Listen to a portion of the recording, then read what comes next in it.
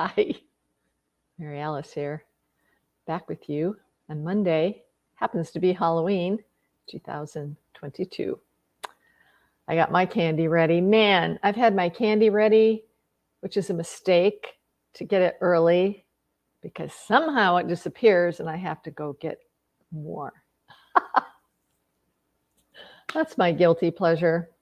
Every time, every year. It's terrible. I don't eat candy bars. I don't eat candy throughout. I just don't. But sometimes around Halloween, I sneak into the little bite-sized candies I get for the kids. Anyway, today I want to talk about what happens when, or what can we do when at some point in our life we happen to be the person that causes someone else's pain, that we're the transgressor, so to speak. And I know that none of us is perfect, and many of us in life try to be our best and be kind and respectful. And some are more, like we had shared before, because of their upbringing, because of the way they only learned how to cope a certain way and how that was to get rid of the pain. So maybe they became dependent on drugs or alcohol, or their anger, become a bully because it was the best way for them to feel better about themselves, which is, we all know, very dysfunctional and causes a lot of harm for everybody concerned.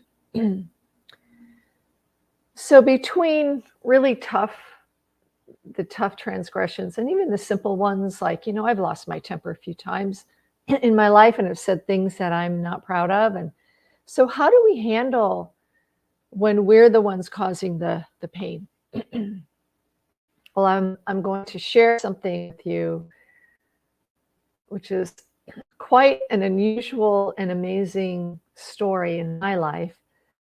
But also I'll just cover the basis of some things about how can we make up and make amends for when we're the ones hurting other people. And I think most of us know the simple answer is, which isn't always easy, depending on our ego or pride at the moment, is to say, I'm sorry.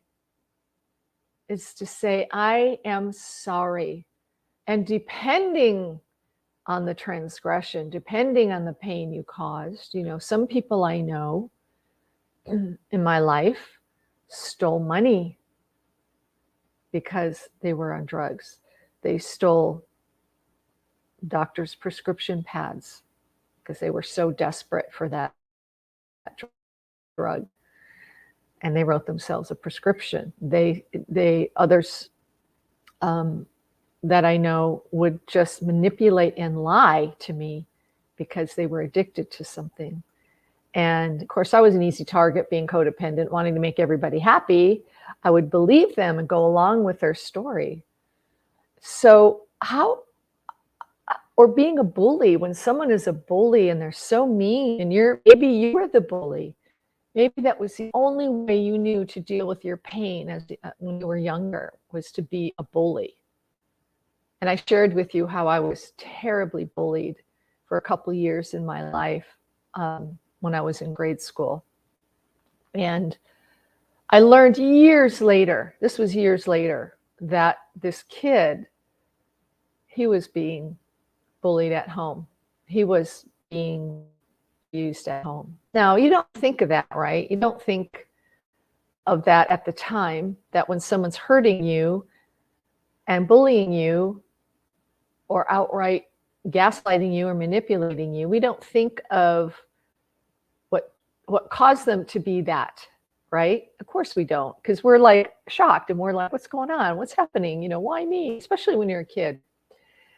All right, so the first thing I want to say is, between real deep transgressions, and by the way, the people that I just mentioned in my life have gone on into recovery. They've gone into rehab and 12-step programs. And there was a time in my life when I went to 12-step program, Al-Anon. Al-Anon is for people who are affected by loved ones who are addicted to alcohol or drugs. And I got to tell you something, saved my sanity. It was the best thing I ever did. And I'm so glad for it. So if anybody listening to me has a loved one, a relative, a child, a partner, a coworker that you're close to who you know is using, and you want nothing but to help them, I think going to Al-Anon meetings will give you such great wisdom and insight how to, first of all, take care of yourself, how to understand the addiction, and then how to handle that situation. Because one thing for sure is when someone is using, drinking, they are not in their sane mind. They are not in the right mind. They're under the influence, right? So you can't reason with somebody under the influence. That's the first thing I learned. And so that helped me tremendously, because it's like I felt like I was spinning my wheels trying to be of service and help somebody and, love them into recovery. And you can't really do that because we can't change anybody. I mean, you can lead the horse to water, but you can't make them drink, right? So we have to understand that, first of all, that when those particular people in my life started recovery, they made amends. I mean, when you go through the 12 steps, and by the way, I'm a huge proponent for the 12 steps, huge, because you can take out the word alcohol or drugs and put in anything that you feel you could put in anger, or you could put in self-hatred, or you could put in hating someone else, or it is so effective. It's really, really, I think, divinely orchestrated, those 12 steps. And I don't say that lightly because they are amazing. And if you can ever get a hold of the 12 steps, they might be written out on Google, I don't know, or even get the big book, I think they call it. It's really amazing work it really is. It can really help almost anybody. And I know that there are some people who go, I don't believe in a higher power. I don't believe in God. And so maybe there are other ways. I think there are other types of rehabilitation for those people. But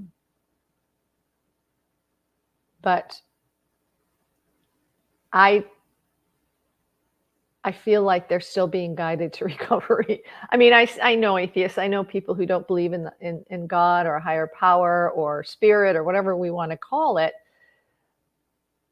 And yet when I see their lives and how it's orchestrated, I'm like, someone is kind of helping this person out and they don't even know it. Someone's guiding them in their life and they don't even know it, because I feel like we are still loved and guided from the other side.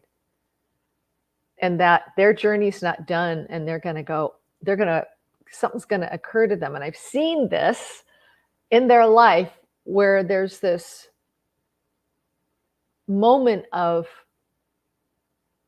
I don't know what the word is, a divine touch, like they're like, oh my gosh, I am being helped. I do see that there is something higher than myself, right? Anyway, I kind of digressed there a little bit about 12 steps, but I do think they're good to know for anything in our lives, not just addiction. And great wisdom within that too, and a lot of self-reflection and understanding. And I think when I talk about that, I think when we are aware of some of our transgressions, maybe, like I shared about some of the people that I know in my life, they were the bullies, they were the mean people, they were the ones that hurt others, said horrible things because their anger, they lashed out. And when they got sober and when they went through rehab and they went through 12 steps, it's like they're a different person, because they had to go back into their life and do a lot of self-reflection and figure out, how did I get here? And then amends are made. And the big book, I believe that's what they call it, shares with them how to make amends. Some you might not be able to. Some people don't even want to hear from you again. They don't ever want to see your face again. but you can make heart amends. You can really do your work, inner work with that. So I'm saying that because sometimes, even innocently, like I said, it takes a lot for me to lose my anger. It just, my stuff, it does. I'm very patient. I'm just that way. Don't ask me why. And to my detriment, even, because it works well when you're codependent to be patient, instead of having boundaries. So I know in my life I've had to go back and say, I'm so sorry because I didn't know better. I was hurting and I lashed out at you because you reminded me of something and it triggered something in me, and that wasn't about you. And I really want to tell you I apologize. So I think the first thing to do is make amends where we can. And that is important to do, and not let things fester or wait too long, because that hangs with us, that sits with us, and that makes itself known, and it doesn't feel good. It just doesn't feel good. So the best thing we could do is to make amends and to just say we're sorry. Now, sometimes something has happened and it might have been years ago. And so we're like, I don't even know how to reach that person. How can I get a hold of them? What can I do? Maybe you try and maybe it just doesn't work out. But again, you do the inner work, self-reflection, and the amends. So here's where my story comes in. In November 10th, 2011, I was headed to a conference in San Jose, California, and I lived in Colorado at the time. And a couple days before, my mother was placed in hospice care, and I was in touch with my sisters and said, like keeping up, what's going on with mom? Should I be there? What's happening? No, don't come right now. She doesn't want to fuss. I will let you know. The doctor says probably 3 or 4 weeks. And I said, thank you for letting me know. I'll be praying for mom. By this time in my life, I was so close to my mother. I loved her so much. And just the thought of her not being on the planet anymore was torturous for me. So I went to the conference on the 10th. The next day, early morning, it was like 5 a.m. I get a call, and it's my sister, frantic. Mom is dying. You've got to get here right now. I'm like, I just talked to you yesterday. You said, she goes, there was a turn for the worse. I don't know what to say. And she's sobbing, and I'm like in a fit of panic. And I'm like, okay, believe me, I'm telling you the story. There's a real doozy end to this story. So I call the concierge and I tell them what's going on and tell them to let the people know of this conference, let the registrar know I'm going to be there, not to look for me, because I had signed in the day before, but I won't be signing in today. And they said, we'll take care of it. You sound upset. What can we do? I said, I just got word. I've got to get back to Ohio, and I'm in California.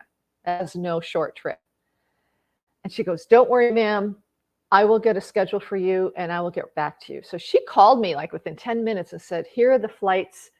What can I book for you? And they had my credit card. So that was fine with me. And I said, this one. She goes, great.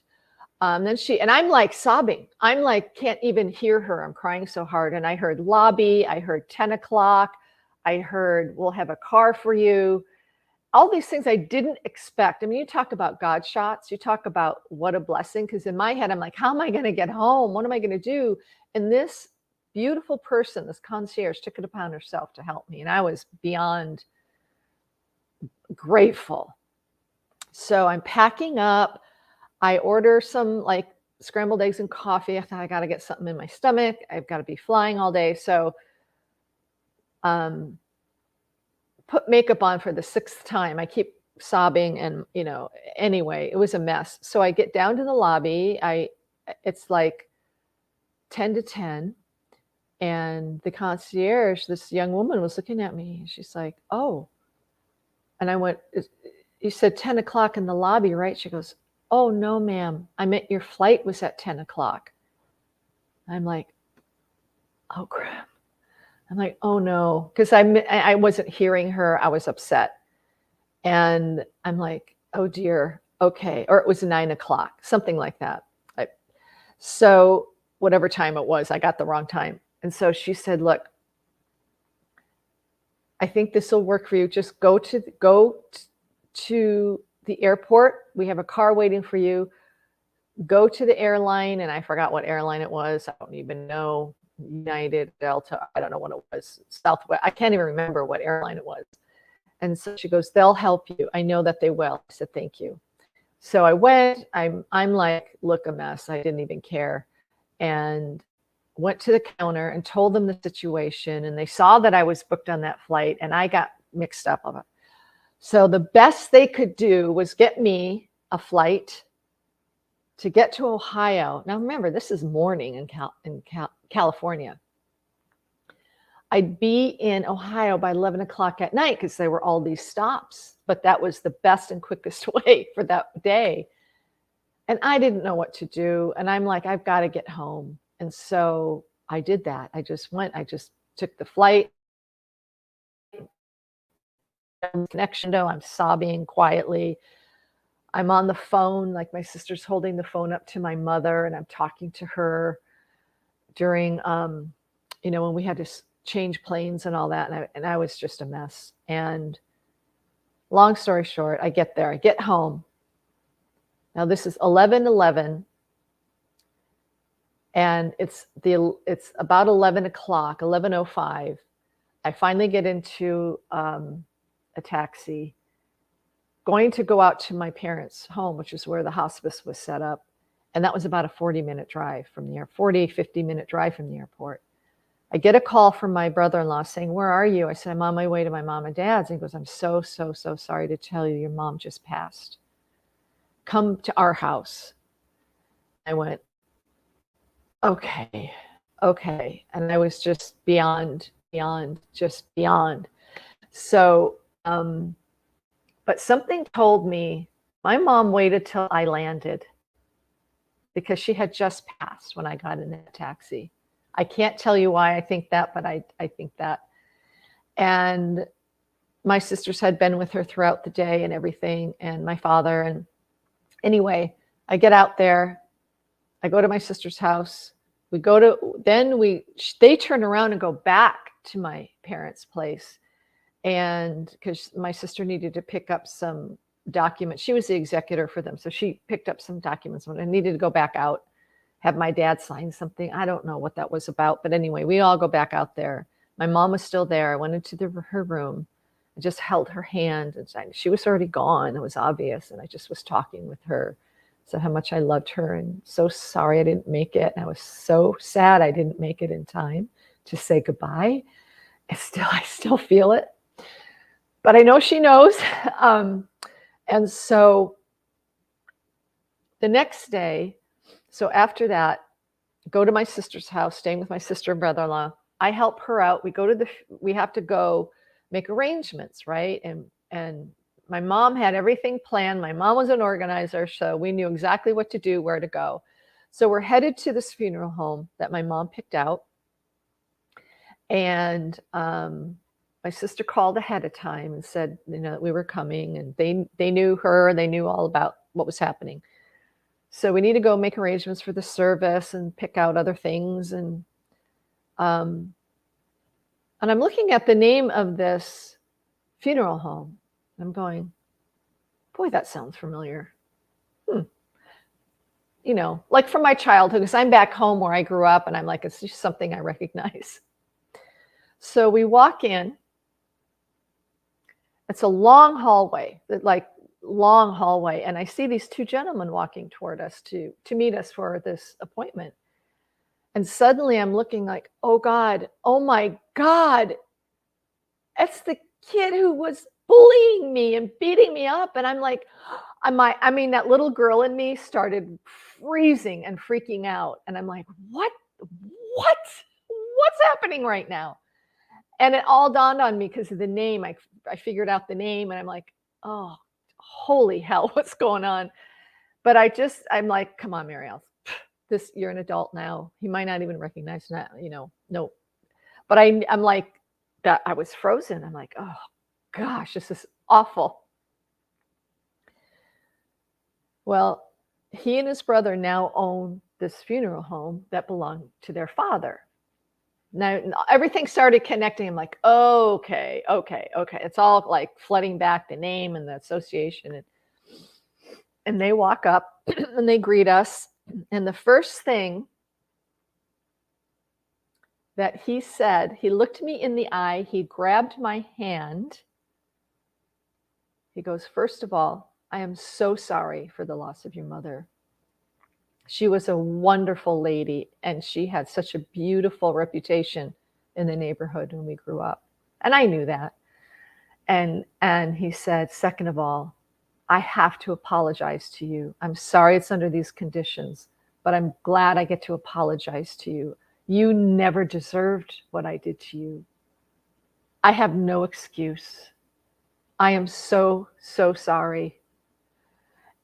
And I feel it now. I'm like tearing up. I'm like, at that moment, I'm like, wow, this is like monumental. It's like, what were the chances that this guy would have to make amends to me?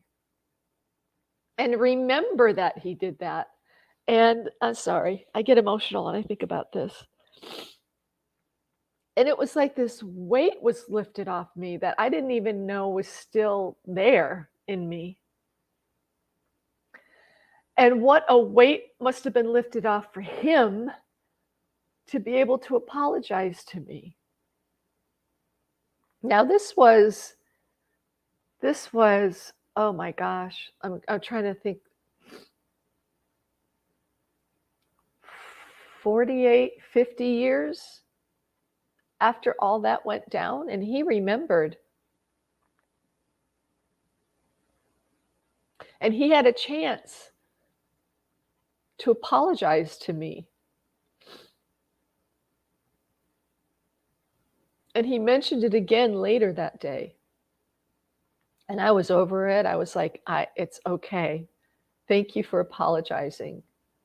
You know, and I didn't realize how much, sorry. Oh my God, I'm sorry.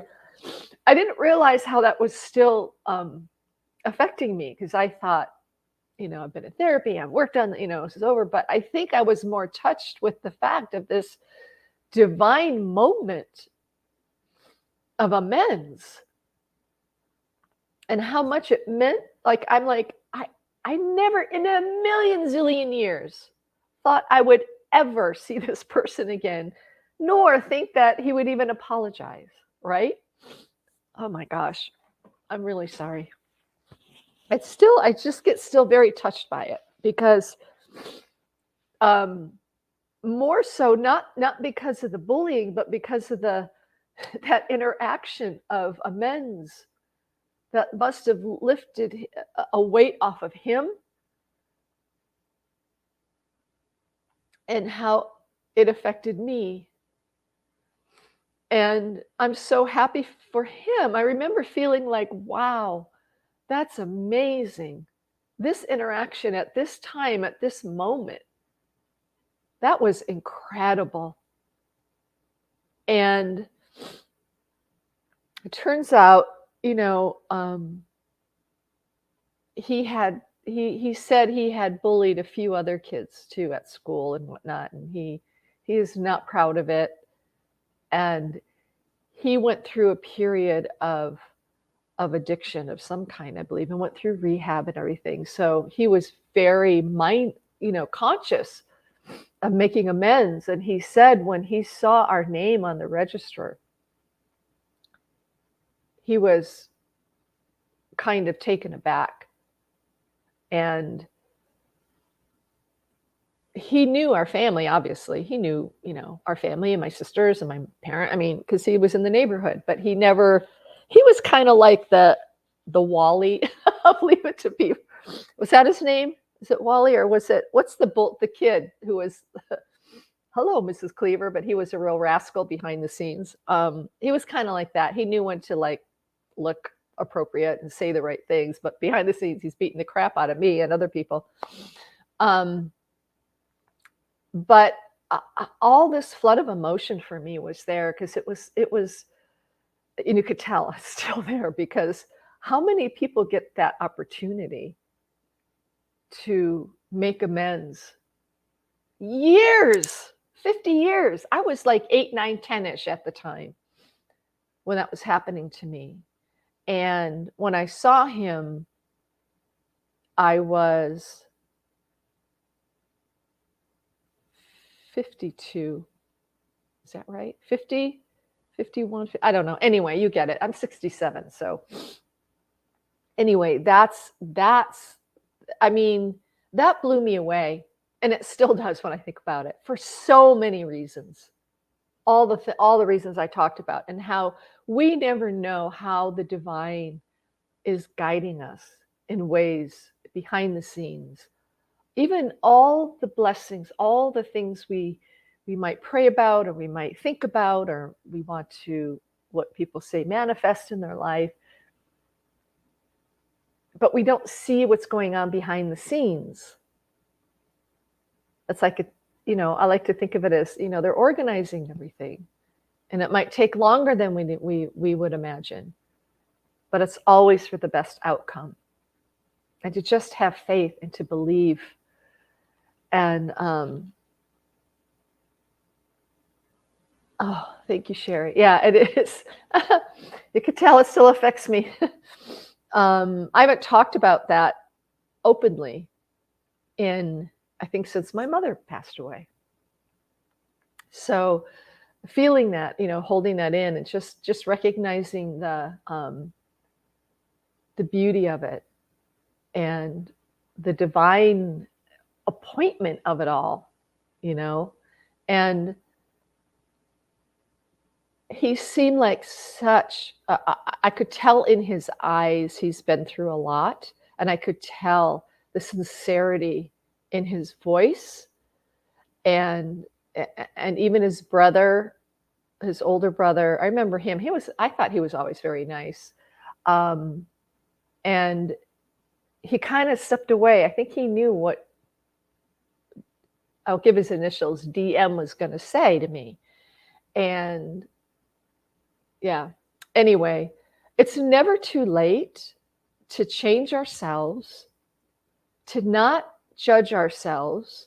I know that there are some people out there who've done horrible things under the influence, and they carry that guilt, they carry that weight. Maybe they're clean and sober, but they haven't done any kind of program. So there's no self-reflection as to what got them there. And they still carry the anger, the hurt, the frustration, and the guilt. And there's no reason for us to judge ourselves when we take the right steps to make amends, and we're sincere. And we know that at some point we all blow it one way or another.